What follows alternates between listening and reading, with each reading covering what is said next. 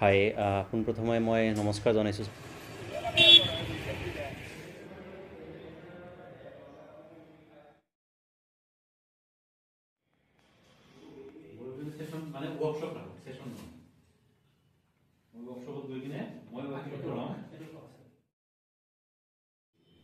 हमारी केमिस्ट्री के सर जो है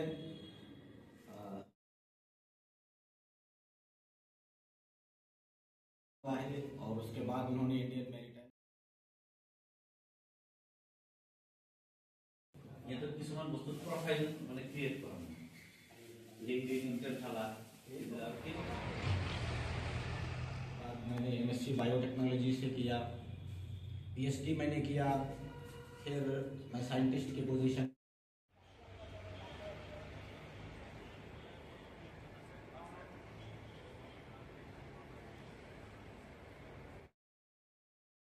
যুৱক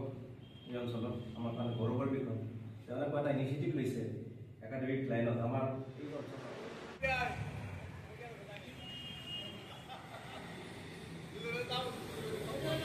হাই পোনপ্ৰথমে মই নমস্কাৰ জনাইছোঁ চবকে। আজি দুদিন আগত যোৱা দেওবাৰে যিটো নিটৰ পৰীক্ষা হ'ল, এই পৰীক্ষা আমাৰ চিম্পলিফাই কোচিঙৰ ফালৰ পৰাও এটা এনালাইচিছ বা আমি বাকীখিনি যিখিনি ছাৰ্ভে হৈছে বাকীখিনি এজেঞ্চিৰ দ্বাৰা বা ইনিচিয়েল যিটো ৰিপৰ্ট আহিছে সেইটোৰ বিষয়ে আমি ইয়াতে কেইটামান কথা মই ক'ব বিচাৰিছোঁ যে এইবাৰৰ যিটো নিট পৰীক্ষা হৈছে এইটো খুবেই টান হৈছে। এইটো আমি ইয়াতে যোৱা এবছৰ ধৰি আমি ইয়াতে কোচিং কৰাই আছোঁ আৰু ইয়াতে আমি আমাৰ ছাত্ৰ ছাত্ৰীক আমি যোৱা প্ৰায়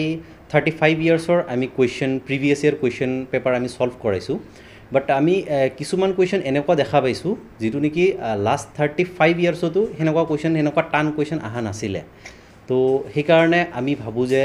বা যিখিনি ইনিচিয়েল ৰিপৰ্ট আহিছে সেইটো মতে দেখা গৈ আছে যে এইবাৰ আমাৰ যিটো কাট অফ বহুতে কম যাব আৰু একৰ্ডিং টু কিছুমান ৰিপৰ্ট, সেই ৰিপৰ্টৰ যিটো মানে সিহঁতে ছাৰ্ভে কৰি কিনে যিটো পাইছে সেইটোৰ মতে সিহঁতে এক্সপেক্ট কৰিব পাৰি যে আমাৰ অসমৰ এইবাৰ কাট অফ চাগে 480 মান যাব, 480 to 490ৰ ভিতৰত চাগে যাব, এটা মানে আইডিয়া কৰা হৈছে। যোৱাবাৰ যিহেতু বহুত বেছি আছিল, এইবাৰ কুৱেশ্যন বহুত হাৰ্ড হোৱাৰ কাৰণে যদি ক'ব যাওঁ ছাবজেক্ট ৱাইজ যদি ক'ব যাওঁ ফিজিক্স বহুতে বেছি হাৰ্ড আহিছিল, তাৰপিছত বায়'লজিও বহুত লেন্দি আহিছিল আৰু বহুত কনচেপচুৱেল আহিছিল, কিছুমান বস্তুটো NCERTৰ বাহিৰৰ পৰাও আহিছিল। তাৰপিছত কেমিষ্ট্ৰিটো তেনেকুৱা আহিছিল, কেমিষ্ট্ৰিটো কিছুমান বস্তু হাৰ্ডে আহিছে আৰু মেক্সিমাম বস্তু লেন্দিয়ে আহিছে। তো সেইটো কাৰণত ষ্টুডেণ্টে যিহেতু মানে আমাৰ যোৱাবাৰৰ এক্সামতকৈ এইবাৰ এক্সামত অলৰেডি 20 মিনিট কাটি দিছে আৰু সেইটো কাৰণে ষ্টুডেণ্টৰ সময়ো কমি গৈছে বা অপশ্যনেল যিটো কুৱেশ্যন আছিল সেইটোও নাছিলে এইবাৰ, তো সেইটোও কমি যোৱাৰ কাৰণে এইবাৰ আমাৰ কাট অফ বহুত কমি যাব আৰু যিটো অল ইণ্ডিয়া কাট অফ আছে, অল ইণ্ডিয়া কাট অফো যিটো মানে ইনিচিয়েল ৰিপৰ্ট মতে চাগে 600ৰ আশে পাশে যাব, 580 to 600ৰ ভিতৰত যাব চাগে। আৰু তাৰ লগতে মই আৰু কেইটামান কথা ক'ব বিচাৰিছোঁ যে আমাৰ যিটো ইনিচিয়েল ৰিপৰ্ট মতে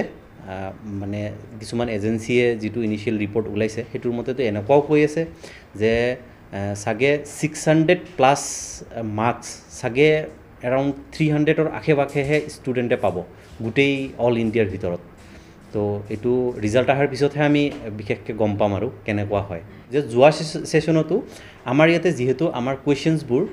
জেনেৰেলি মানে আমি ছফ্টৱেৰত জেনেৰেট কৰোঁ, তো লাইক AI জেনেৰেটেড টাইপে হয়। তো সেইটোত কি হয় আপোনাৰ অকণ মানে সিহঁতে প্ৰিডিক্ট কৰি কিনে কিছুমান কুৱেশ্যন দিয়ে। তো আমাৰ ইয়াতে যিবোৰ মক টেষ্টৰ কুৱেশ্যন আছিল সেই কুৱেশ্যনবোৰ অকণমান মানে হাৰ্ড লেভেলৰে আছিল।